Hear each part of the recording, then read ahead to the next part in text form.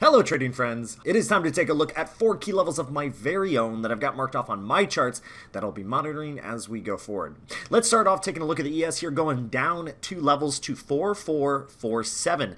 This is an area in the market where we had support show very recently before filming this video and look like we're trying to hold it, but time will tell. The support is holding. We did fall below very briefly and get sucked back on top with a bit of a hammer formation. Let's see if we work our way up off of there, and if we do, my eyes jump up to the 4485 because this is the resistance to break if we want to set new highs. Now if we lose that support at 4447, my eyes drop to 4403. This is an important area of support that led to the highs on screen. Now down below that even further, we have a lower area of support that allowed this momentum to really get going at 4307. It's a lower area of support that my eyes will drop to if we lose the 4403. Good luck, happy trading. I'll see you all very soon.